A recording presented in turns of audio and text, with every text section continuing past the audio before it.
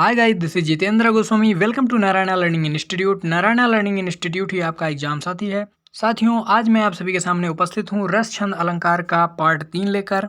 ठीक है, पार्ट 1 में आपने रस के बारे में पढ़ा, पार्ट 2 में आपने छंद के बारे में पढ़ा। टोटल आपने 4 अंक पा लिए हैं, बचा है 2 अंक, यानी कि इन तीनों को मिलाकर ही आप 6 अंक पाएंगे। ओके, तो इस वीडियो में हम अलंकार के बारे में पढ़ने वाले हैं, जो एकदम न्यू पैटर्न पर आधारित है। यानी कि जब आप यूपी बोर्ड एग्जामिनेशन 2021-22 यानी कि जब 22 में आप देने जाएंगे परीक्षा, तो आपके लिए ये बहुत ही इम्पोर्टेंट है वीडियो। ओके, तो इस वीडियो में हम जानेंगे अलंकार की परिभाषा, लक्षण और उदाहरण। तो चलिए शुरुआत करते हैं।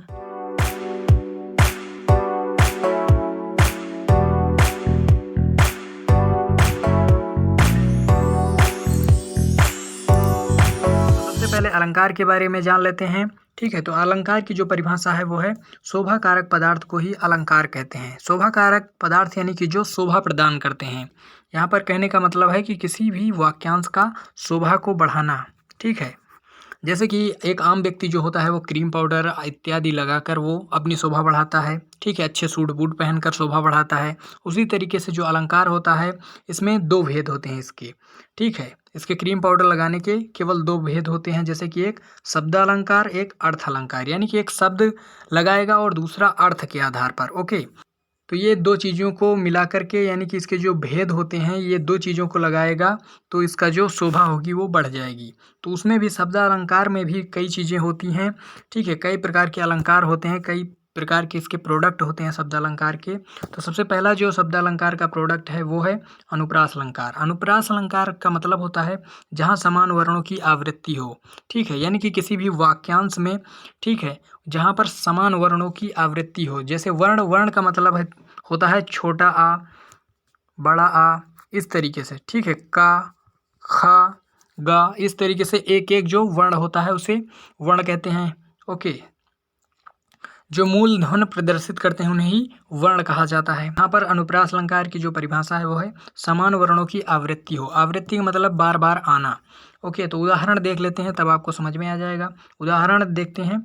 सम सुबरन सुखकर सुजस न थोर। ओके, इस वाक्यांश में सवर्ण की आवृत्ति हो रही है, अतः यहाँ पर अनुप्रास अलंकार होता है। ठीक, आपको इसी तरीके से लिखना है। और अनुप्रास अलंकार जो होता है ये हर बार आपके बोर्ड पेपर में पूछा गया है, इसलिए बहुत ही मोस्ट इंपॉर्टेंट है। ओके, अब आगे बढ़ते। शब्द अलंकार का जो दूसरा है वो है यमक अलंकार। ये आपके चैप्टर में है, वही मैं आपको बता रहा हूँ। ओके, यमक अलंकार की जो परिभाषा है क्या है, यह एक शब्द अलंकार होता है। इसका अर्थ होता है युग्म, यानी कि जोड़ा। इसमें किसी वाक्यांश में वर्ण या शब्द की आवृत्ति होती है, लेकिन भिन्न अर्थ के साथ में। ओके, यहाँ पर जो वर्ण या शब्द की जो आवृत्ति होगी, ठीक है, किसी भी शब्द या वर्ण की जो आवृत्ति होगी, यानी कि उसका बार बार आना। ठीक है, उसका जो बार बार आना ही आवृत्ति होती है। तो जहाँ पर किसी भी वाक्यांश में अगर वो बार बार शब्द आएगा, ठीक है, लेकिन वो भिन्न अर्थ होगा उसका। जैसे कि उदाहरण के तौर पर आपको समझाते हैं। उदाहरण मैंने लिया है, कहें कवि बेनी ब्याल की चुराए लेनी बेनी। यहाँ पर जो है बेनी, ये बेनी शब्द आया है तो बहुत बार, ठीक है, इसकी आवृत्ति हुई है। लेकिन यहाँ पर जो बेनी का अर्थ है समान नहीं है। यहाँ पर जो बेनी का अर्थ है वो कई प्रकार के अर्थ हैं। जैसे कि बेनी का यहाँ पर अर्थ है इस वाक्यांश में, बेनी एक कवि हैं जो बेनी प्रसाद, कवि बेनी प्रसाद हैं। और बेनी, बेनी यानी कि चोटी। अगला जो है श्लेष अलंकार, जो आपके चैप्टर में है, जो आपको पढ़ना है। श्लेष अलंकार की जो परिभाषा है, इसमें कोई शब्द एक बार प्रयुक्त होकर भिन्न भिन्न अर्थ देता है। ओके, यहाँ पर कोई एक बार ही एक शब्द जो होता है वो वाक्यांश में केवल एक बार ही प्रयुक्त होता है। ठीक है, एक बार ही प्रयुक्त होकर लेकिन कई सारे अर्थ देता है। ठीक है, तो जैसे उदाहरण के तौर पर समझिए। उदाहरण है, सुबरन को ढूंढे फिरत कवि व्याभिचारी चोर। ओके, सुबरन का अर्थ यहाँ पर 3 प्रकार का है। एक कवि है, एक व्याभिचारी, एक चोर। ओके, अगर मैं आपको इसके बारे में डिटेल से समझाऊं तो ये कहने का अर्थ है जो कवि है। ठीक है, जो यहाँ पर कवि हैं वो क्या ढूंढ रहे हैं, सुबरन का क्या अर्थ निकाल रहे हैं, सुवर्ण की सुवर्ण। ठीक है, यहाँ पर आप समझिएगा, ये मोस्ट इम्पॉर्टेंट है।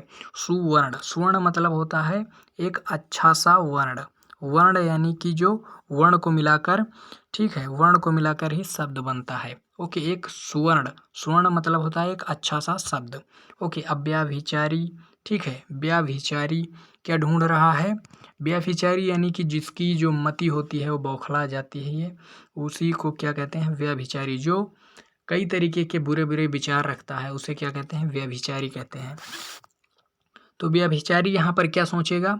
सुवर्ण को सुवर्ण यानी कि सुवर्ण, सुवर्ण आप ध्यान से सुनिएगा, सुवर्ण यानी कि गोरी को, किसी गोरी को, ठीक है, इस प्रकार के, यानी कि उसके मन में काम भावना है, ठीक है, वो किसी गोरी को ढूंढ रहा है। यहाँ पर चोर जो है वो सुवर्ण का अर्थ क्या निकालेगा?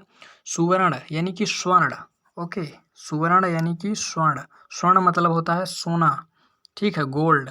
ये जो चोर होगा वो स्वर्ण ढूंढेगा, ठीक है, यानी कि सोना ढूंढेगा। तो ये चीज़ें आपको समझ में आ गई कि श्लेष अलंकार जो होता है एक शब्द अलंकार होता है। इसमें जो कोई शब्द होता है केवल एक बार ही प्रयुक्त होता है और उसके अर्थ जो होता है वो भिन्न भिन्न होता है। आपने कवि का अर्थ जाना, कवि क्या निकालेगा? सुवर्ण का, और व्यभिचारी क्या निकालेगा, और चोर क्या निकालेगा? सुवर्ण का अर्थ। ओके, तो अब आगे जो है आपका वो है अर्थालंकार। अर्थालंकार यानी कि जो अलंकार का भेद थे, अलंकार के भेद कितने थे? शब्द अलंकार और अर्थालंकार। शब्द अलंकार जो आपके चैप्टर में 3 ही अलंकार हैं, शब्द अलंकार के जो भेद भी होते हैं, ठीक है। शब्द अलंकार के भेद आपने पढ़ा, अनुप्रास अलंकार, यमक अलंकार और श्लेष अलंकार। अब इसके बाद हम अर्थालंकार पढ़ते हैं कि अर्थालंकार में कितने चीज़ें हैं और कितने आपके चैप्टर में हैं। तो अर्थालंकार में से जो आपका है वो पहला कौन है? उपमा अलंकार।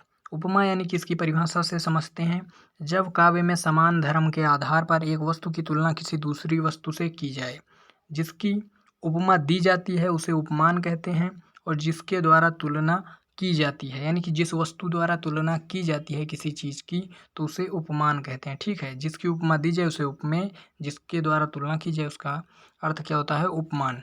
अब उदाहरण ले लेते हैं। उदाहरण, मुख मयंक सम मुंज मनोहर। यहाँ पर जो उपमेय है वो मुख है, उपमान जो है चंद्रमा है, समान धर्म जो है वो मनोहर है। ओके, दूसरा जो अर्थालंकार में है वो रूपक अलंकार। रूपक अलंकार की परिभाषा है, जहाँ उपमेय में उपमान का आरोप हो वहाँ रूपक अलंकार होता है, ठीक है। उदाहरण है, चरण कमल बंदो हरिराई, ठीक है, चरण में कमल का आरोप है। उपमेय इसमें जो है वो चरण है, उपमान जो है वो कमल है, ठीक है। यहाँ पर चरण के समान ही कमल को बताया गया है, इसलिए यहाँ पर रूपक अलंकार है। अर्थालंकार में जो आपका तीसरा है चैप्टर में आपके, वो है उत्प्रेक्षालंकार। इसका परिभाषा एकदम सरल से लिखी है मैंने, इतनी ही आपको लिखनी है। जहाँ पर मनु मानो, जनु जानो, ज्यों इत्यादि शब्द आए तो वहाँ उत्प्रेक्षालंकार होता है। उदाहरण के तौर पर, सोहत ओढ़े पीत पटु, श्याम सलोने गात, मनहु नीलमणि शैल पर, आतप पर्यो प्रभात। इससे अच्छा उदाहरण और कहीं नहीं हो सकता है। ओके, तो यहाँ पर जो है श्री कृष्ण जी के श्यामल शरीर पर नीलमणि पर्वत की और, ठीक है, यहाँ पर जो श्री कृष्ण जी का श्यामल शरीर है उस पर नीलमणि की और पीत पट यानी कि जो उनका पीला वस्त्र है उस पर प्रातःकालीन धूप की संभावना व्यक्त की गई है। ओके, तो ये खत्म हुआ आपका रचन अलंकार का सीरीज। तो अगर आप चैनल पे नए हैं तो चैनल को सब्सक्राइब करना मत भूलिएगा। ओके, ये है नारायणा लर्निंग इंस्टीट्यूट जो आपका एग्जाम साथी है। चलिए मिलते हैं नेक्स्ट वीडियो में, तब तक के लिए जय हिंद, वंदे मातरम।